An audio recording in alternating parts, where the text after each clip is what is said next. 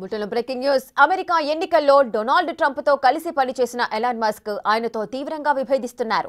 కొత్త పార్టీ పెట్టే ఆలోచన కూడా చేస్తున్నట్టు కనిపిస్తోంది. ఇందుకు ఆయన చేసిన ట్వీట్ హాట్ టాపిక్ గా మారింది.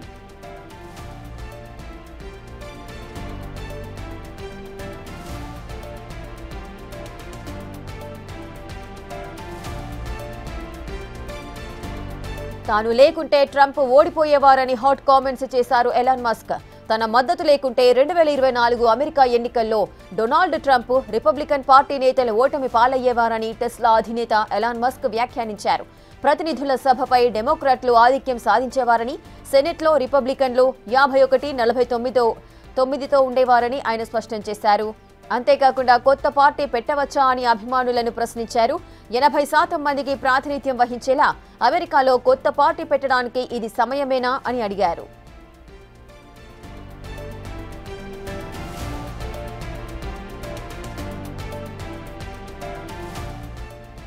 ట్రంప్ సర్కార్లో కీలక పాత్ర పోషించారు ఎలాన్ మస్క్.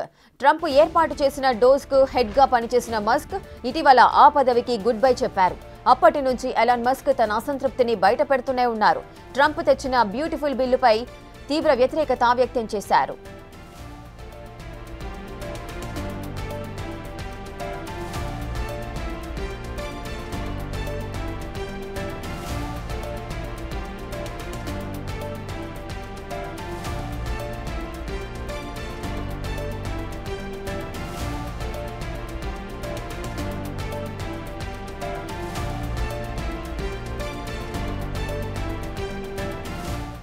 ఇక టెస్లా అధినేత ఎలాన్ మస్క్ కొత్త పార్టీ పెట్టే యోచనలో ఉన్నారా అంటే ఆయన చేసిన ట్వీటే దీనికి ఉదాహరణగా చెప్పొచ్చు. ఆ కోణంలోనే ఆయన ఆలోచిస్తున్నట్టుగా కనిపిస్తోంది.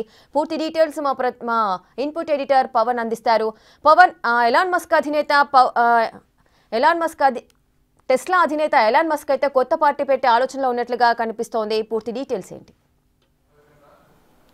వాస్తవానికి అమెరికా అధ్యక్షుడు డొనాల్డ్ ట్రంప్కి అటు ఎలాన్ మస్క్ అత్యంత సన్నిహితుడు. గత ఎన్నికల్లో డొనాల్డ్ ట్రంప్ గెలుపులో కీలక పాత్ర పోషించారు. ఆయన ప్రచార బాధ్యతలను కూడా అటు ఎలాన్ మస్క్ తన భుజస్కంధాల మీద వేసుకొని విపరీతంగా ప్రచారం చేశారు. అంతే స్థాయిలో అటు ట్రంప్ కూడా ఎలాన్ మస్క్కు అంతే ప్రాధాన్యత ఇచ్చారు. అటు ప్రభుత్వం ఏర్పడిన తర్వాత, ఆయన అధ్యక్షుడిగా బాధ్యతలు చేపట్టిన తర్వాత అక్కడ ఆయనకు ఎలాన్ మస్క్ని ప్రభుత్వంలో ఒక పదవిలో కూడా ఆయన తీసుకున్నారు. డోజ్కి అధినేతగా ఆయన తీసుకొచ్చారు. డిపార్ట్మెంట్ ఆఫ్ గవర్నమెంట్ ఎఫిషియన్సీ అనే శాఖను అప్పచెప్పారు. ఆ శాఖ అధిపతిగా ట్రంప్ పనిచేశారు. కొంత అటు నిధుల కొరత సంబంధించి నిధులను తగ్గించడానికి ఆయన పనిచేశారు. అయితే ఇటీవల అటు ప్రవేశపెట్టిన ఒక బిల్లు నేపథ్యంలో వీళ్ళిద్దరి మధ్య కొంతవరకు విభేదాలు చెలరేగాయని చెప్పొచ్చు. వన్ బిగ్ బ్యూటిఫుల్ బిల్లును అటు ట్రంప్ తీసుకొచ్చారు. దీన్ని అటు ఎలాన్ మస్క్ తీవ్రంగా వ్యతిరేకిస్తూ వచ్చారు. దీనివల్ల అటు రెసిషన్ వస్తుంది అనేది అటు ఎలాన్ మస్క్ చెప్తున్నమాట. అయితే దీనిపైన ఇద్దరు కూడా సోషల్ మీడియా వేదికగా మాటల యుద్ధం, డైలాగ్ వార్ అనేది జరుగుతుంది. ట్రంప్ రకరకాలుగా ఆయన తన సోషల్ మీడియా ఖాతాలో పెట్టారు ఎలాన్ మస్క్ పైన. ఎలాన్ మస్క్ కూడా అంతే స్థాయిలో అటు ట్రంప్ పైన విరుచుకుపడుతూ ఉన్నారు సోషల్ మీడియాలో. గతంలో ట్రంప్ పైన వచ్చిన ఆరోపణలు ప్రస్తావిస్తూ ఆయన పైన కొన్ని సంచలన ఆరోపణలు కూడా చేశారు. ఎపిస్టైన్ ఫైల్స్లో ట్రంప్ పేరుంది, అందుకే ఆ ఫైల్స్ ఏవిటిని కూడా బయట పెట్టడం లేదంటూ దానికి సంబంధించిన ఒక ట్వీట్ చేయడమే కాకుండా అటు ట్రంప్ ఎపిస్టైన్తో కలిసి ఉన్న పాత వీడియోను కూడా 1980లో 90లో వీడియో కూడా దాన్ని తన సోషల్ మీడియా ఖాతాలో ఆయన షేర్ చేశారు. అంతేకాకుండా 7 గంటల క్రితం ఒక కొత్త పార్టీ అవసరమా అమెరికాలో అంటూ ఆయన ఒక పోల్ని పెట్టారు. దానికి అటు ప్రజల నుంచి విశేష స్పందన లభిస్తుంది. దాదాపుగా 81% మంది కావాలంటూ వాళ్ళు పెట్టారు. ఇప్పటికే 5,62,679 మంది ఓట్లు దీనిలో పోలయ్యాయి. ఖచ్చితంగా కొత్త పార్టీ పెట్టాలంటూ అందులో వాళ్ళందరూ కూడా ఎలాన్ మస్క్ మద్దతు తెలుపుతూ ఉన్నారు.